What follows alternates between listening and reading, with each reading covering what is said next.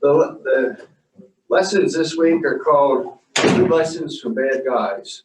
And most of the guys are going to be people that you probably have never heard of.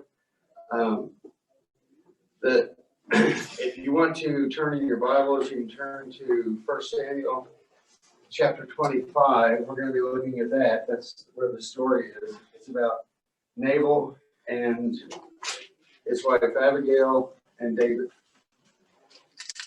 1 Samuel what? I'm sorry. 1 Samuel chapter 25.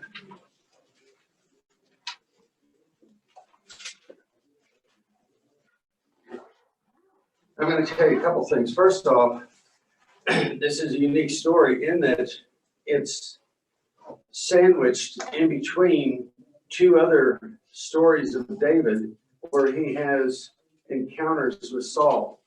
The first one in 24, he gets close enough to Saul that he can actually cut material off the hem of what Saul's wearing. And in the second one, because God caused a deep sleep to fall on the army of Saul, he was able to get close enough where he could have killed Saul and cut his head off. He was that close to it. And then stuck in between these two stories of David and his encounters with Saul is this encounter with Nabal and his wife Abigail. And before we get too much further, I do want to read this because I'm pretty sure most of you have not memorized it from birth. And so we'll take some time to read it. Or Jared, did you memorize it from birth? I had it memorized just yesterday. Yeah, sorry about that. I do want to tell you this about the story. You know, I was an English teacher for 30 years, and so literature, I have to look at things in different ways. And a good story, a good romance has to have in it, of course, I'll change it to a literary thing. Like you have to have a knave, you have to have a princess, and you have to have a knight. Or you have to have, we use Tom Sawyer. You had Tom Sawyer, and he had a girlfriend. Anybody remember her name? Becky Thatcher. And they went on this trip or this journey, and they ran into an antagonist, somebody who caused them trouble. Anybody remember that? Shame on your English teacher. Injun Joe. Okay. Y'all are going to have to pick up a book of Tom Sawyer, read about Tom and Becky and Injun Joe, and you'll love me forever. You'll say, I am so glad I read this story. Now, we have the same kind of thing here. We have David, the king to be, and we have the knave. We have the antagonist. We have Nabal, who's called the fool. And then we have the fair maiden, Abigail. And so we're going to look at this story.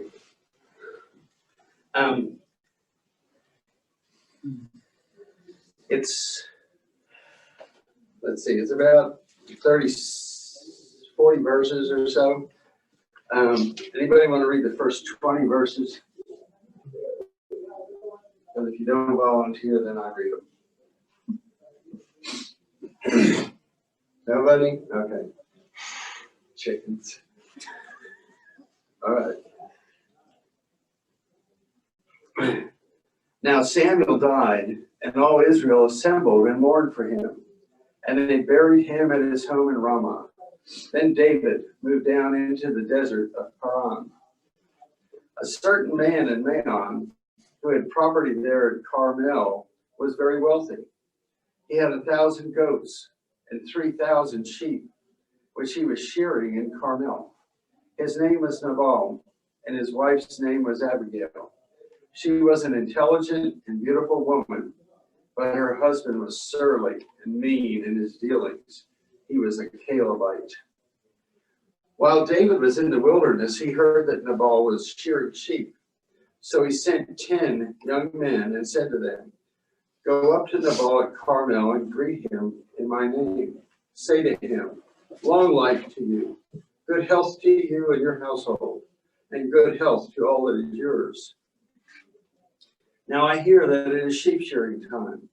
When your shepherds were with us, we did not mistreat them, and the whole time they were at Carmel, nothing of theirs was missing. Ask your own servants, and they will tell you. Therefore, be favorable toward my men, since we come at a festive time. Please give your servants and your son David whatever you can find for them.'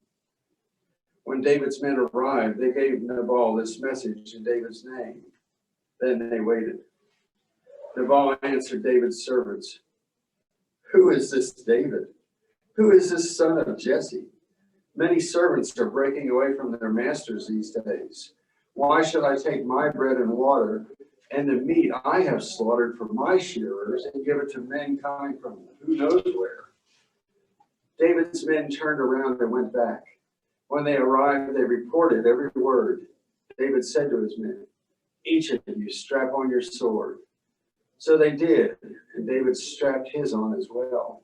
About 400 men went up with David, while 200 stayed with the supplies. One of the servants told Abigail, Nabal's wife, 'David sent messengers from the wilderness to give our master his greetings, but he hurled insults at them. Yet these men were very good to us. They did not mistreat us, and the whole time we were out in the fields near them, nothing was missing. Night and day they were a wall around us the whole time.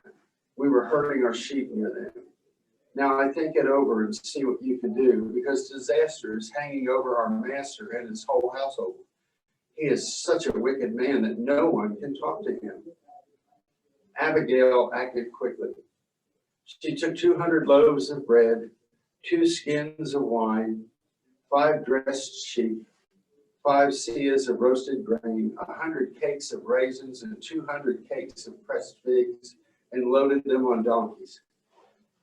Then she told her servants, 'Go on ahead, I'll follow you.' But she did not tell her husband Nabal. As she came riding her donkey into the mountain ravine, there were David and his men descending toward her, and she met them. David had just said, 'It's been useless, all my watching over this fellow's property in the wilderness so that nothing of his was missing. He has paid me back evil for good. May God deal with David, be it ever so severely, if by morning I leave alive one male of all who belong to him.'" That's a threat.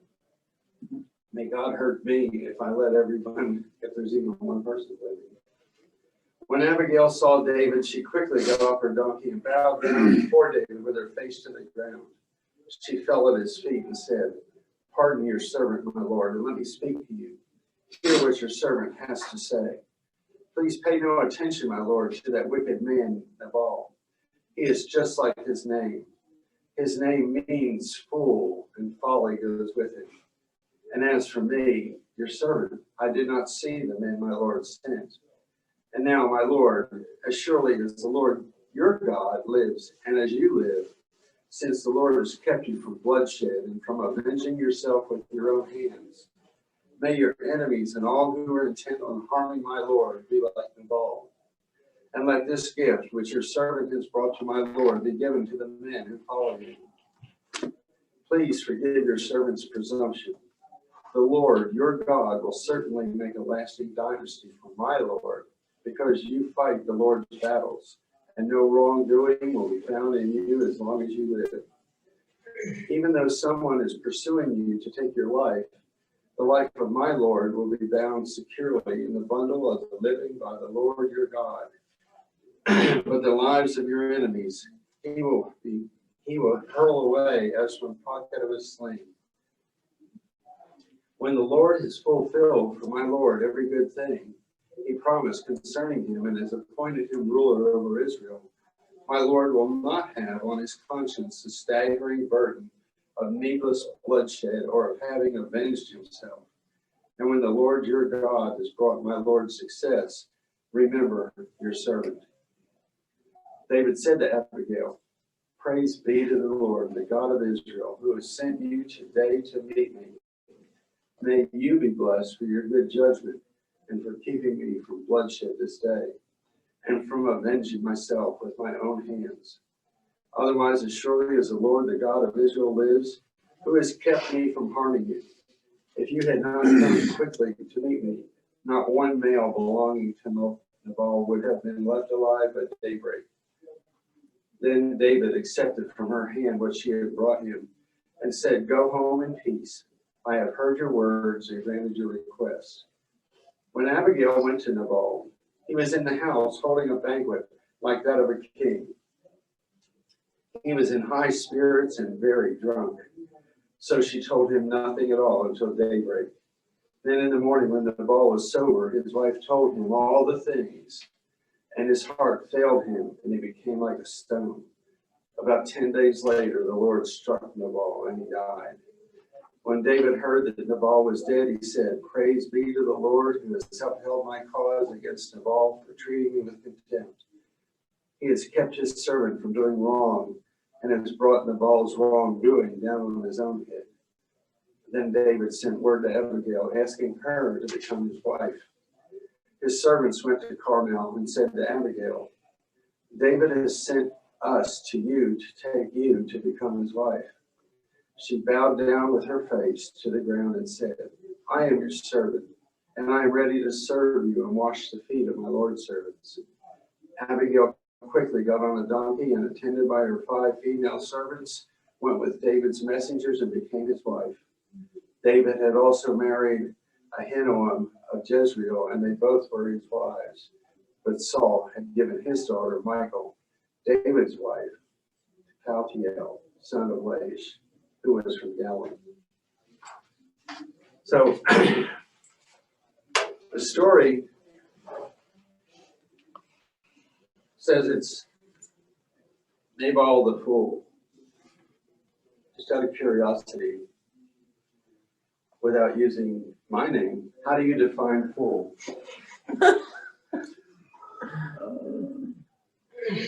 What is a fool? I just think of fool as an unwise man or woman. Someone who's unwise. I think it's someone who, like, just similar to that, but someone who knows what should be done but willingly does not do it. So it's not that they're necessarily purely ignorant. It's that they know something should or could be done and they willingly not do it. I would say that is foolish. So there's a hint of arrogance in there as well.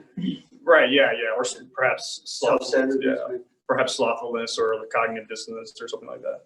Yeah. Because you can simply be ignorant to something, but not be foolish. But I think if you know something should be done or should not be done, and then you willingly do that, I would say that is like actually foolish. How about a lack of wisdom? Yeah. There's wisdom is knowing the right choice to make. I know this could cause you trouble, but I'm going to do it anyway. So that's a lack of wisdom. Let's look into this a little bit. I told you that I was an English teacher. Well, one of the terms that you learn as a student of literature is when you're studying characters is a foil character. And a foil character is a character in literature that is either parallel to or is in relationship to another character in order to bring out their faults. It's like, I'm being facetious. Well, I'm not being facetious. I'll be honest about it. If I'm with my wife, people say, because I've listened to her, because I've heard her talk, and then I've heard him talk, they draw a conclusion about me because she's smart, she's wise, she makes good decisions. And then I open my app and they go, yeah, you probably shouldn't have talked. You were doing pretty good when you were quiet beside her. A foil character is someone who makes another character either look good or bad based on their relevance. So what do we see what are some of the characteristics of Nabal that we see? Well, yeah, his wife would be his foil character. The wife would be his foil character. Well, they're each other's, really. Because Yeah. before, when he turned David's request down, I mean, he's turning it down for his whole household. And that makes it seem like she's not helpful either, but then when she goes back and she's like, oh, wait. Let me explain some things. You know, she's bringing him up with her because she's like, well, he's my husband and he may have messed up, but we're here to serve. Some of my cheat notes gave me. I guess she could be David's foil as well, because it says that she kind of stopped him from doing exactly what Saul does. So, Exactly. Cheater. Look at a big old study Bible. it's got all the answers. Okay.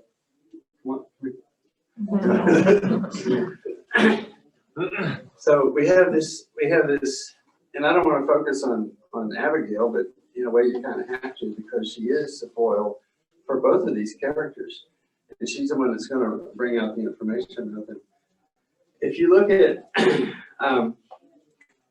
the first reference to him in verse 2, or excuse me, 3, was that he was surly and mean with his dealings. As we go through, what are some of the other things that you saw in this that were brought out Well, certainly his state. about him? What else about him? He only thought of himself. He only his thought of happiness. okay, him and his happiness. Well, yeah, he seemed like he was drunk when she got back. So that's not good. He also didn't bother to talk to his servants. Like when David's servants came to him, they're like, ask your servants. They'll tell you. He's like, I don't know who you are. Yeah. Okay. They mentioned in there that he was unreasonable to deal with. He wouldn't listen to people giving him information. He's also wealthy, so we can assume he's probably got some power, some stature in his community. So people probably listen to him. Probably not used to people coming around giving demands of him. And it really wasn't even a demand, was it? No, but I'm sure he saw it that Yeah, way. he saw it that way. And isn't it ironic that he would say, who is this son of Jesse? You know, who is this guy? And it's almost like he's a mirror of the Israelites later with Jesus. Oh, yeah. Who is this man, Jesus? It's almost like he's a prefigure of the Israelites. Some symbology going on there. Uh-huh. Or typology, I guess. Typology. Pretty selfish. In the sense when he makes that question, that answer, he says, why should I take my bread and water? And he's like, you know, it's talking about me, my. Yeah. Not, I should take the Lord's bread and water and go follow what I should be doing here. Right. He was selfish Get consumed with it, seems like. or even stingy, not willing to share.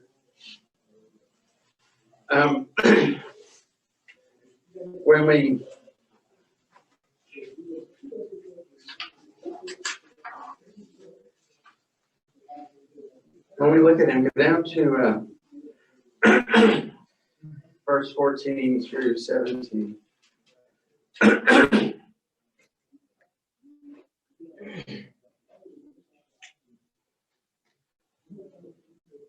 David's men took care of Nabal's men. And they knew that. They said night and day, they were like a wall around us. They were protecting us, and they knew, they recognized the quality of David's men, of his army. Now, almost immediately in verse 18, and I do want the first part of 18 tells us a lot about not only Abigail, but the family. Verse 19 goes on and tells us something different. What do you pick up from the story about Abigail? Here, what is it? It's not only about Abigail, but then look what she put together. So she acted quickly. She didn't sit around and, well, what should I do? What should I not do? She wasn't afraid of him, She wasn't afraid of her husband. apparently. Hold on to that thought. Okay. She did respond quickly. So as an organized person, as a woman of influence, she was able to respond quickly. She had some smarts about her, if you will, and she knew what she needed to do. I mean, she analyzed the situation. She said, "This cannot end well. I have to make a decision," and she did. But look what she put together. I know if I had to put together a meal, and Nora has always worried that she's going to get sick and I'm going to have to cook for her because she's going to starve. I am not a cook. I can't get into the kitchen and do stuff. I can do macaroni and cheese. Hope you like it. Now, look what she put together in a short amount of time. 200 loaves of bread. I'm sure she had people helping her, but she didn't just stand around. She put together all this food, 5 dressed sheep, all this grain, cakes, pressed figs. She loaded them all on donkeys, and then she was ready to take them. Now, the key in verse 19 is, but she did not tell her husband.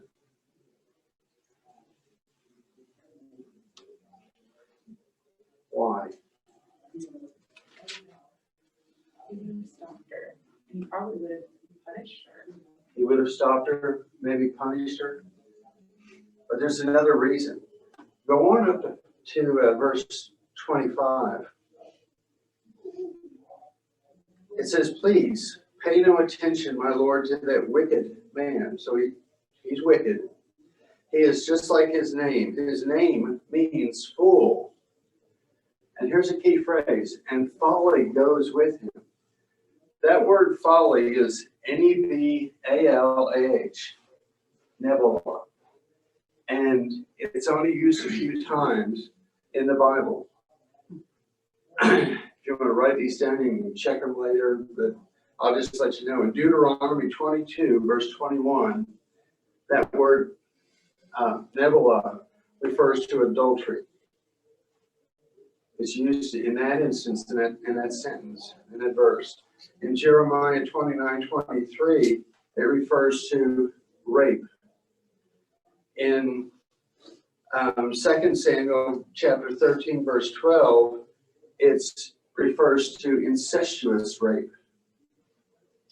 In Judges 26, it refers to rape unto death. Every time it's used in the Bible, that word folly as Nebalah, it refers to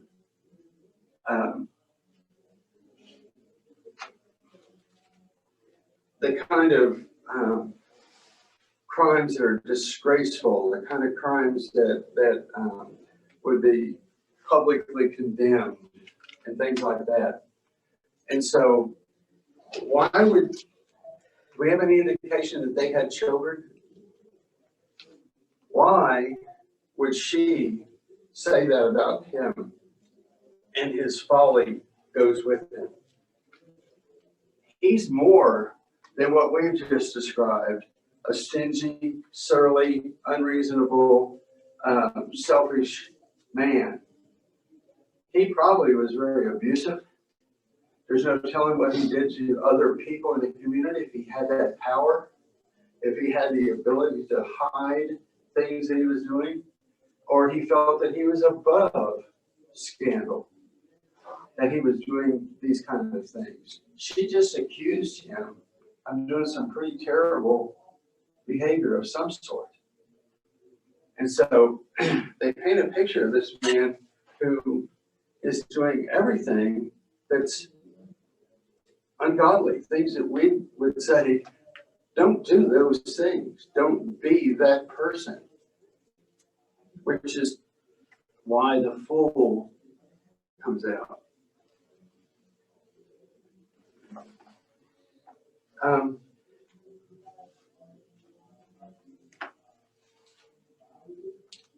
Questions so far?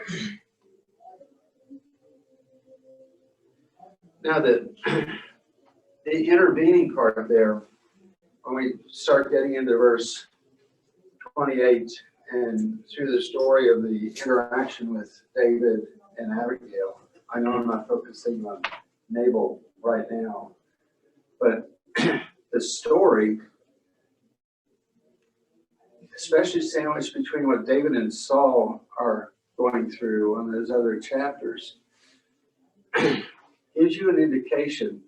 This is a story about God taking care of David and God providing that person in his life that's going to intervene and keep him from being anything other than King David. God has sent someone into his life. Now, I'm going to pause there for a minute.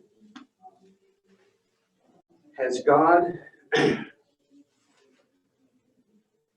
or would you recognize it, has God sent fools into your life? You work in HR, don't you? Better say that. I'll just be quiet. Just be quiet. No names shall be mentioned. Have they? Oh yeah, I mean, if a fool does enter your life, I mean, the Lord knew that he would enter your life. I guess technically, I know that's not like a cool answer, but I've said this before, but there's not a leaf that falls that's not in his sovereignty. So, you know, if a fool enters your life, he knew that that would happen, and he allowed or ordained that to happen. So certainly, yeah. Are these fools that enter your life, are they aggravating? Oh, I mean, I'm not dealing with it right now, but I guess sure in the past, you know, possibly, you know. Or how do you handle fools? I know people who don't suffer fools. Well, if you're a fool, I'm done with you. Get out of my life. I don't have time in my short life to deal with a fool. Is that how most of you deal with it? I do wonder why Abigail, why she did anything. She was intelligent. No, well, yes, she was, the Bible says she was, but She did what? she Her couldn't, husband should have Jason, I am talking. Fool? Don't interrupt. I guess I'll.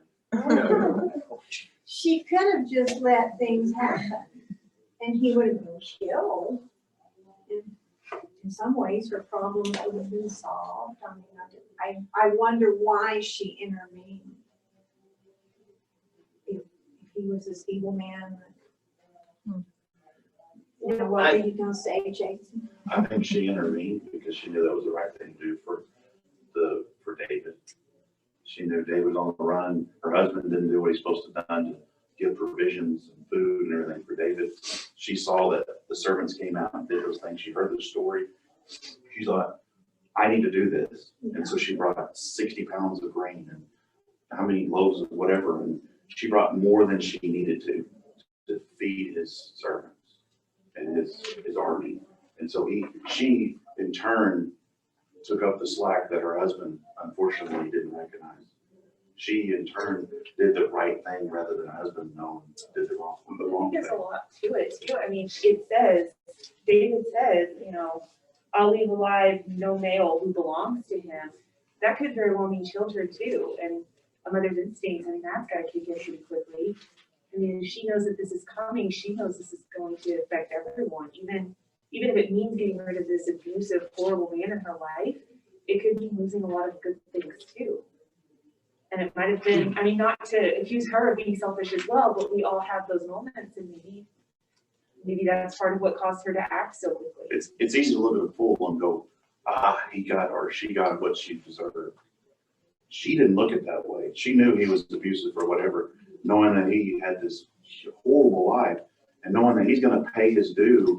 But she said, wait a minute, there's other victims that are going to get paid as well from David and his army. I need to do something. I need to do what's right. The Lord will take care of him in due time. And sure enough, he sounds like he had a heart attack. But you know what? That to me, it's like she went out there with a peace offering with the white flag, going, "Hey, wait a minute, save! I'm going to save who I can." But the person that's causing all this will get his reward. And I can't discount. Remember, God intervened in the story of Saul on either end of this, the bookends of this story. I think, and especially if you listen to what she's saying, she's saying, the Lord God of Israel, and she said,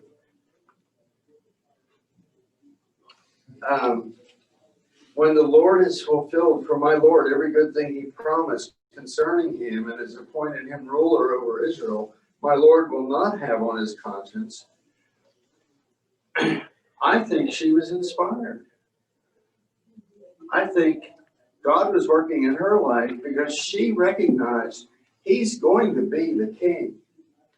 And as the king, he's not going to be burdened, like she said, with being the king and saying, I killed this whole family over some food. I think God was working in her life to take her there as much as God was sending a deep sleep to fall upon that army of Saul so David could sneak in. And I think that's part of that story. Now, going back to the spoiled character thing.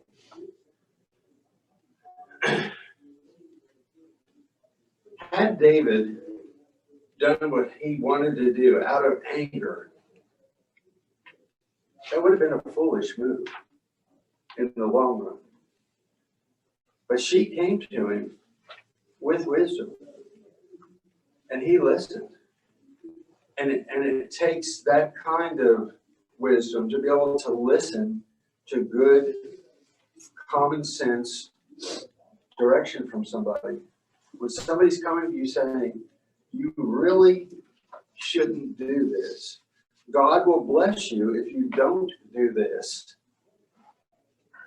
It takes a lot of wisdom to think that. Does that maybe answer? So like she had some intuition. Oftentimes you can't explain intuition. You just know it intuitively. You know, like you're in a workplace situation, you're like, I just think this should be done. I don't know why, I don't know how, but I just think via my own intuition, I think this should be done.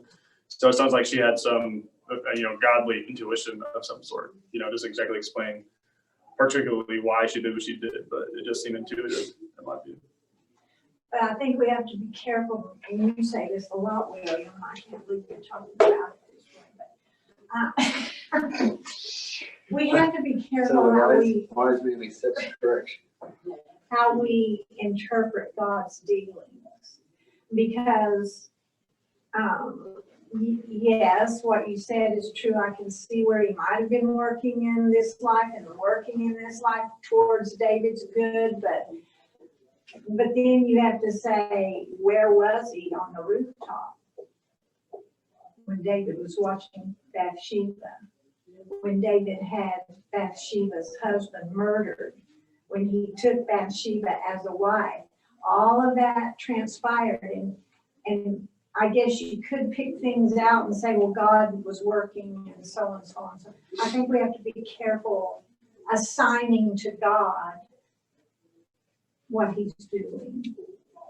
Yeah, I would say he does all things. Like that's kind of how I view it, the way to better understand it. It's like he, before his like creation, he knew that all these things would happen, and he's like, and then he creates that world. He knew that that Adam and Eve would fall. He knew that characters in the Old Testament would do bad things. He knew all those things, but when he had his holy decree, he created that world, and then so there's not anything that is not under his sovereignty. Like he holds all things up the power of his word. So if God stopped existing for 1 second, we would all vaporize.